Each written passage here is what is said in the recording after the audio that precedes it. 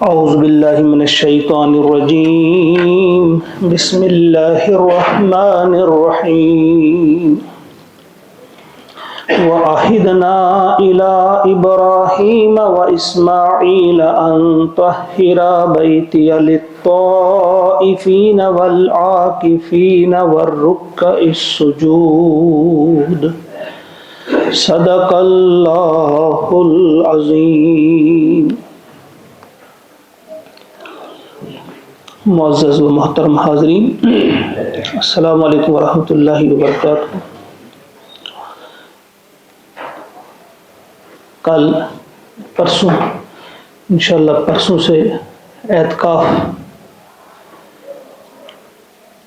کے لیے ہمارے کچھ بھائی تیار ہوں گے انشاءاللہ. یہ سب جانتے ہیں آپ کہ رمضان کے آخری عشرے میں اعتکاف کیا جاتا ہے. اس کی اہمیت کیا ہے اس پر تھوڑی سی آج بات کریں گے ہم، کیونکہ اکثر لوگ اس کی اہمیت سے بے خبر ہیں. اس لیے مختلف جگہوں پہ آپ دیکھیں گے کسی کو لائیں گے، اسے بٹھائیں گے اعتکاف پر، اسے کچھ پیسہ بھی دیں گے، کہیں گے ہمارے سر سے یہ بلا ٹل گئی. اعتکاف یہ کس قدر اہم ہے، یہ ایک عظیم عبادت ہے اعتکاف، کہ پچھلی امتوں میں بھی اس چیز کا سلسلہ تھا، یہ عبادت کی جاتی تھی. جیسے سورۃ البقرہ آیت نمبر 125 میں اللہ کا ارشاد ہوتا ہے وَعَهِدْنَا إِلَىٰ إِبْرَاهِيمَ وَإِسْمَاعِيلَ، اور ہم نے عہد لیا ابراہیم اور اسماعیل سے، أَن طَهِّرَا بَيْتِيَ لِلطَّائِفِينَ، کہ وہ پاک رکھیں گے میرے اس گھر کو، کس کے لیے؟ للطائفین، طواف کرنے والوں کے لیے، والعاکفین، اور اعتکاف کرنے والوں کے لیے، والرکع السجود، اور رکوع اور سجود کرنے والوں کے لیے. اس وقت بھی اعتکاف کی عبادت کی جاتی تھی. اور سورہ بقرہ ہی میں آیت نمبر 187 میں بھی ذکر ہے، اللہ کا ارشاد ہوتا ہے وَلَا تُبَاشِرُوهُنَّ وَأَنْتُمْ عَاكِفُونَ فِي الْمَسَاجِدِ. مومنین سے کہا جاتا ہے کہ تم اپنی بیویوں کے پاس نہیں جاؤ گے مباشرت کے لیے، ان کے پاس نہیں جاؤ گے کس دوران؟ جب تم اعتکاف میں ہو. ڈیورنگ اعتکاف تم اپنی بیویوں کے پاس نہیں جا سکتے ہو. تو اعتکاف کی اہمیت صرف قرآن پاک ہی میں واضح نہیں ہے، بلکہ احادیث پاک میں بھی آپ دیکھیں گے. حضرت ابن عباس رضی اللہ تعالیٰ عنہما فرماتے ہیں، طبرانی کی حدیث ہے 3939 بیہقی میں بھی 3853 حدیث نمبر. اللہ کا ارشاد ہوتا ہے، اللہ کے نبی علیہ السلام کا ارشاد ہوتا ہے مَنِ اعْتَكَفَ يَوْمًا. یہاں سے اندازہ کریں آپ اعتکاف کتنی عظیم عبادت ہے. آپ نے فرمایا کہ جس نے اعتکاف کیا ایک دن کا، یومن صرف ایک دن کا، ابتغاء وجہ اللہ، اللہ کی رضا حاصل کرنے کے لیے، یعنی خالص اللہ کی خوشنودی اور اللہ کی رضا حاصل کرنے کے لیے جس نے ایک دن کا اعتکاف کیا، جعل اللہ بینہ و بین النار، اللہ تعالیٰ اس کے اور آگ کے درمیان یعنی جہنم کے درمیان کیا کرے گا؟ ثلاث خنادق، 3 خندقوں کی دوری کر دے گا، یعنی 3 خندقیں دور کر دے گا جہنم کو اس شخص سے. اور ایک خندق کتنی ہے؟ کل خندق ابعد مما بین الخافقین، اور ایک خندق کی وسعت کتنی ہے کہ جتنی مشرق و مغرب ہے نا، مشرق سے مغرب جو ہے اس سے بھی زیادہ ابعد، اس سے بھی زیادہ دوری ہے ایک خندق کی. تو 3 خندق جہنم اس سے دور کر دی جاتی ہے، یعنی جہنم سے اس کو دور کر دیا جاتا ہے. یہ ابن عباس کی روایت ہے. اور بھی کئی روایت ہیں. ایک اور روایت میں آپ کے سامنے رکھوں گا. ان عائشہ رضی اللہ تعالی عنہ قالت، حضرت عائشہ فرماتی ہیں، اس حدیث پاک سے بھی واضح ہو جائے گا کہ کیا اہمیت ہے اس عبادت کی، اعتکاف کی. عائشہ فرماتی ہیں رضی اللہ تعالی عنہ، کان النبی یعتکف فی العشر الاواخر من رمضان، کہ حضور علیہ الصلوۃ والسلام رمضان کے آخری عشرے میں اعتکاف کیا کرتے تھے، حتیٰ توفاہ اللہ، یعنی مسلسل کیا کرتے تھے. جب وہ مدینہ تشریف لے گئے مدنی زندگی میں مسلسل کیا کرتے تھے یہاں تک کہ اللہ تعالیٰ نے انہیں وفات دی. ثم اعتکف ازواجہ من بعد، اور اس کے بعد یعنی ان کے بعد، ان کے اس دنیا سے تشریف لے جانے کے بعد ان کی جو ازواج مطہرات تھی وہ اعتکاف کیا کرتی تھی. یہ بخاری اور مسلم میں ہے، بخاری کی 2026 حدیث نمبر اور مسلم کی 1172 نمبر. بہت ساری اور بھی احادیث ہیں لیکن میں نے مختصر نہیں آپ کے سامنے رکھا کہ اس سے تھوڑا سا ہمیں اندازہ ہو سکتا ہے کہ اعتکاف کی کتنی عظیم عبادت ہے. ہم خود تو بچتے ہیں، بچوں کو کہتے ہیں جاؤ بیٹھو مسجد میں اعتکاف کرو، یا باہر سے کسی کو لایا اسے کچھ دیا کہ آپ وہاں بیٹھو. تو یہ ذہن میں رہے کہ حضور علیہ الصلوۃ والسلام ناگا نہیں کرتے تھے اعتکاف میں. اگر کبھی ناگا ہوا، ایک سال ناگا ہوا، اگلے سال وہ 10 دن آپ نے پورے کیے، 20 دن کا اعتکاف رکھا اگلے سال.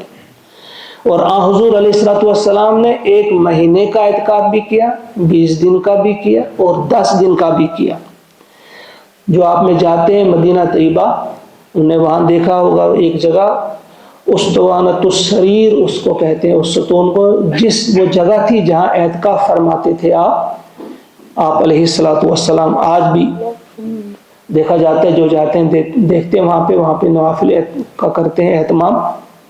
حضور علیہ الصلوۃ والسلام نے اعتکاف فرمایا، صحابہ نے، تابعین نے، تبع تابعین نے، اولیاء کرام نے، بڑی اہمیت تھی ان کے نزدیک اس عبادت کی، وہ کرتے تھے. امام غزالی رحمۃ اللہ علیہ نے جب بغداد چھوڑنے کے بعد، جب انہوں نے بغداد چھوڑا اس کے بعد انہوں نے ایک عرصہ دراز تک اعتکاف کیا بیت المقدس میں. قبۃ الصخرہ جو وہاں مقام ہے وہاں بیٹھ کر انہوں نے اعتکاف کیا. ایک تو تلاوت، تسبیح وغیرہ جو عبادت انہوں نے کی، اس کے ساتھ ساتھ امت پر ایک بہت بڑا اور احسان کیا انہوں نے، احیاء علوم الدین لکھ کر، جو ان کی مشہور کتاب ہے وہ وہیں پہ انہوں نے لکھی ہے.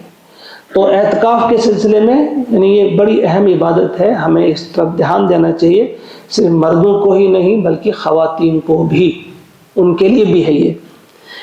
لیکن یہ ذہن میں رہے اعتکاف اس کی ہم کہیں گے 3 قسمیں، یعنی اعتکاف واجب بھی ہوتا ہے، سنت بھی ہوتا ہے اور نفلی اعتکاف بھی ہوتا ہے. واجب اعتکاف کبھی کبھی واجب ہو جاتا ہے، کب؟ جب انسان نظر مانے، یعنی اپنی کوئی نظر اس نے مانی کہ میرا فلاں کام ہو جائے تو میں اعتکاف کروں گا، تو پھر یہ واجب ہو جاتا ہے، اس کا پورا کرنا ضروری ہے. دوسرا سنت اعتکاف. سنت اعتکاف یہی ہے جو رمضان کے آخری عشرے میں کیا جاتا ہے. یہ آخری 10 دن جو ہوتے ہیں یہ اعتکاف جو ہے اسے سنت اعتکاف کہا جاتا ہے. یہ کیا ہے؟ یہ سنت مؤکدہ علی الکفایہ ہے. یہ آپ کے الکفایہ سمجھتے ہیں نا، سنت کفایہ کسے کہتے ہیں؟ کہ اگر پوری بستی میں کسی مسجد میں ایک فرد بھی بیٹھا تو ہر ایک کے سر سے اس سنت کا جو ہے وہ ادا ہوگی ہر ایک کی طرف سے. اگر کوئی نہیں بیٹھا تو سارے گناہگار ہوں گے. اس سے ایک غلط فہمی عام ہو گئی ہے کہ بس ایک کو بیٹھنا چاہیے، دوسرے کی ضرورت نہیں ہے.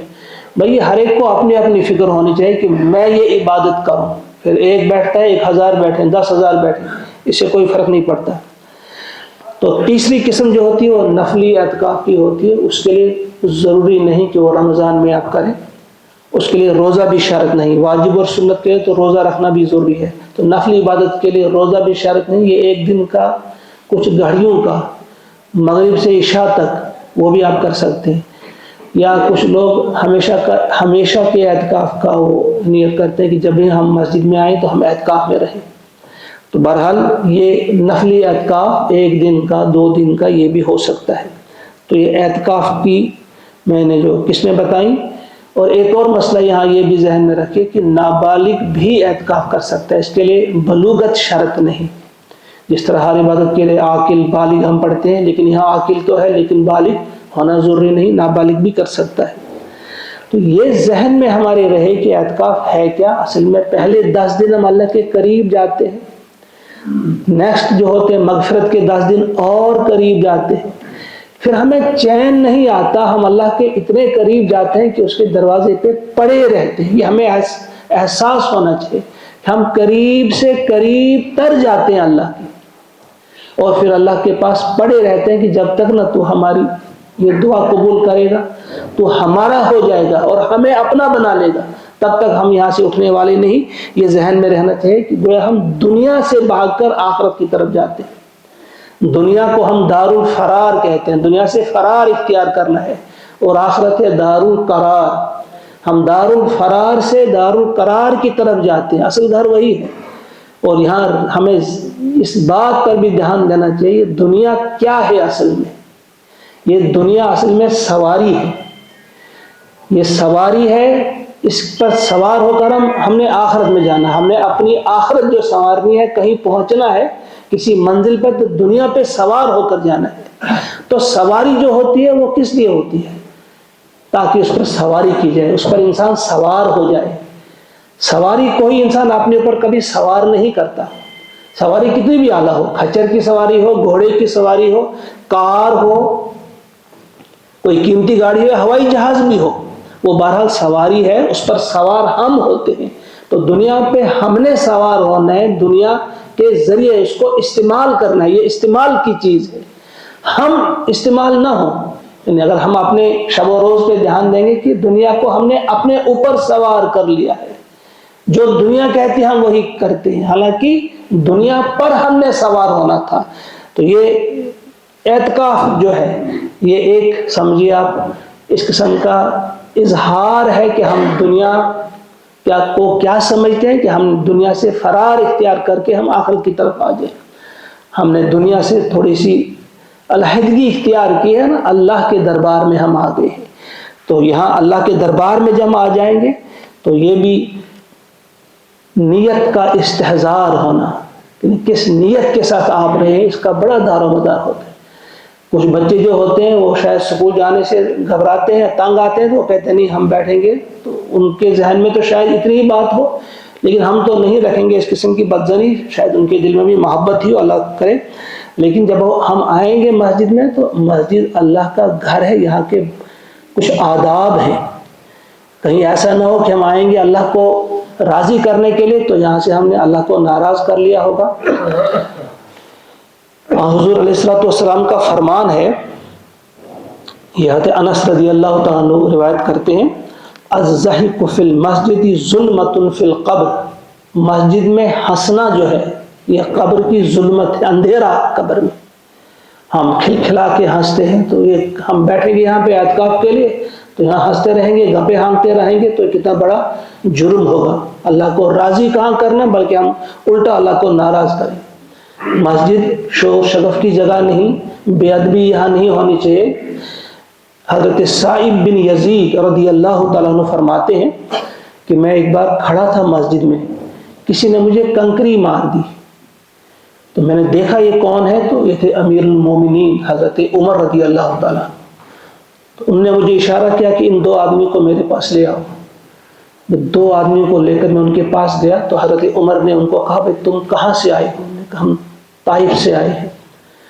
تو آپ نے ان سے کہا کہ اگر تم مدینہ کے ہوتے تو میں تمہیں سزا دیتا، یعنی اس وجہ سے کہ اگر وہ شور کر رہے تھے یا زور سے باتیں کر رہے تھے، تھوڑا زور سے انہوں نے باتیں کی تھی، کہا تم چونکہ طائف کے ہو، شاید تمہیں پورے جو آداب ہیں مسجد کے وہ آپ کو معلوم نہیں ہے، اگر تم مدینہ کے ہوتے تو تمہیں میں سزا دیتا، تم رسول اللہ صلی اللہ علیہ وسلم کی مسجد میں آواز بلند کرتے ہو۔ یہ بخاری میں ہے یہ واقعہ۔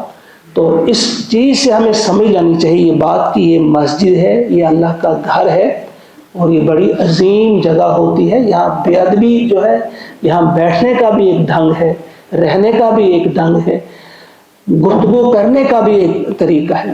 تو اعتکاف سب سے زیادہ اجر آپ کو ملے گا جب آپ مسجد حرام میں اعتکاف کریں۔ دوسرے نمبر پہ مسجد نبوی ہے، تیسرے نمبر پہ مسجد اقصیٰ ہے، اور اس کے بعد وہ مسجد جہاں بڑی جماعت ہوتی ہو، یعنی جہاں زیادہ لوگ نماز کے لیے آتی ہوں، اسی اعتبار سے کام ہوتا جاتا ہے۔ تو لیکن بہرحال مرد کو جو اعتکاف کرنا ہے وہ مسجد ہی میں کرنا ہے، گھر میں مرد نہیں کر سکتا، تو خواتین جو ہے وہ گھر میں اعتکاف کر سکتی ہیں۔ اور خواتین کو بھی اس طرف دھیان دینا چاہیے. ضرور آپ کو بھی اپنے اپنے گھر میں جا کر اس بات کی تلقین کرنی چاہیے کہ اعتکاف جو ہے بڑی عظیم عبادت ہے. اللہ کو راضی کرنے کے لیے کچھ وقت کے لیے دنیا سے کنارہ کشی کرنے کا یہ بہترین طریقہ ہے کہ ہم اللہ کے ہو جائیں. تو اس مسجد میں جب ہم بیٹھیں گے یا اعتکاف میں جب ہم ہوں گے، یہاں ہوں گے یا ہماری بہنیں مائیں گھر میں ہوں گی، تو ہم نے جو زیادہ توجہ دینی ہے اپنی گفتگو کی طرف، یعنی ہمارا منہ بالکل بند رہے. یہ ایک قسم کا روزہ ہے، نہ بولنے کا روزہ. ہم نے خاموش رہنا ہے. صرف 3 موقعوں پہ ایک معتکف جو ہے، اعتکاف کرنے والا جو ہے، وہ 3 موقعوں پہ اپنا منہ کھول سکتا ہے. اچھی طرح سنو جو بھی تیار ہوگا. نمبر 1، جب اس نے تلاوت کرنی ہو، ذکر کرنا ہو، تلاوت ذکر، اس موقع پہ وہ منہ کھول سکتا ہے. نمبر 2، اگر وہ کسی کو پڑھا رہا ہے یا پڑھ رہا ہے، تعلیم و تعلم کا کچھ سلسلہ چل رہا ہے، آپ کسی کو پڑھا رہی ہوں، درس دے رہی ہوں، قرآن سمجھا رہی ہوں، یا کسی سے سمجھ رہی ہوں، اس وقت بھی آپ پڑھ رہے ہوں. یہ 2 موقع. اور تیسرا موقع وہ ہے جب آپ کو کوئی انتہائی ضروری بات کرنی ہو، جیسے آپ کو گھر سے کوئی چیز منگوانی ہو، صابن آپ کو ضرورت ہو، یا کوئی دوائی منگوانی ہو، یا کوئی اور چیز، کھانا منگوانا ہو، یعنی انتہائی ضروری بات کرنی ہو. بس ان 3 موقعوں پہ آپ اپنا منہ کھول سکتے ہیں، نہیں تو آپ نے خاموش رہنا ہے. اعتکاف اسی چیز کا نام ہے. آپس میں رہیں گے، گفتگو کرتے رہیں گے، موبائل پہ گفتگو ہوتی رہے گی، یا بالکل اسی قسم کی گپیں ہانکتے رہیں گے، تو پھر کوئی یہ اعتکاف، اس کو اعتکاف کہیں گے نہیں پھر ہم. لہٰذا یہ اعتکاف کے سلسلے میں چند باتیں میں نے اس وقت مناسب جانا کہ یہ بہت ضروری کہنا ہے. اس میں یہی بات پھر کہوں گا، میں اپنے سارے تمام بزرگوں سے کہوں گا، اور اپنے جوان جو ہمارے نوجوان عزیز نوجوان ہیں ان سے کہوں گا کہ اس کی طرف آپ توجہ دیجئے. چند گھڑیوں کے لیے، کیا ہے یہ چند گھڑیاں ہی ہیں، 10 دن یا 9 دن آتے ہیں، ان کے لیے ہم تھوڑا سا الگ ہو کر سنت اعتکاف کی جو ہے یہ سنت ادا کریں. یا کچھ ہم میں ایسے ہیں جو نہیں کر سکتے، کسی بنا پہ مجبور ہیں، تو پھر ان کے لیے ضروری نہیں پھر سنت کا اعتکاف، وہ کم سے کم نفلی اعتکاف تو کر سکتے ہیں. جو راتیں اس میں آتی ہیں، طاق راتوں میں وہ اعتکاف کر سکتے ہیں. صرف رات کا اعتکاف یہ بھی ہو سکتا ہے، نفلی اعتکاف ہے، طاق راتوں کا اعتکاف کیجیے. یا آخری 3 دنوں کا اعتکاف کیجیے، 3 دن 3 رات. یا کچھ دنوں کا اعتکاف کیجیے، 2-3 دن صرف رات نہیں، یا صرف راتیں تو دن نہیں، کیونکہ نفلی اعتکاف میں اس قسم کی چھوٹ ہے کہ یہ نفلی اعتکاف ہے، مختصر بھی آدمی کر سکتا ہے.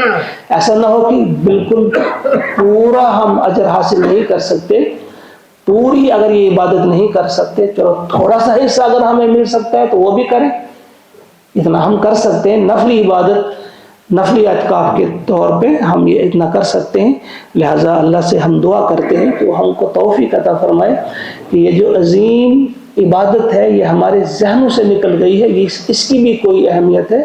ہاں کرتا ہے کوئی، بیٹھتا ہے، فلاں بیٹھتا ہے، وہ بیٹھ گیا، آئی گئی بات، تو ہمارے سر سے بھی بلا ٹل گئی، اعوذ باللہ من غضب اللہ. تو یہ عظیم عبادت ہے اللہ کے قریب جانے کی، اور نیت یہی ہونی چاہیے کہ ہم اللہ سے قریب جا رہے ہیں. ہماری ان دنوں میں ہماری کوئی جماعت جو ہے تکبیر تحریمہ نہیں چھوٹتی ہم سے، بڑا ہم محتاط رہتے ہیں. ہماری زندگی میں ڈسپلن آتا ہے، ہمارے اندر خاموشی، جو خاموش رہنے کی جو یہ ہوتی ہے وہ ایک استعداد وہ بڑھ جاتی ہے. تو اللہ سے دعا ہے کہ وہ ہم سب کو توفیق عطا فرمائے. یہ عظیم عبادت جو ہے اس کے لیے ہم ذہنی طور تیار ہو جائیں. اللہم اعنا علی ذکرک و شکرک و حسن عبادتک. اللہم اعنا علی ذکرک و شکرک و حسن عبادتک. اللہم انا نعوذ بک من الحم والحزن والعجز والکسل وضلع الدین وغلبۃ الرجال. ربنا تقبل منا انك انت السميع العليم وتب علينا انك انت التواب الرحيم. سبحان ربك رب العزة عما يصفون وسلام على المرسلين والحمد لله رب العالمين. السلام علیکم ورحمۃ اللہ.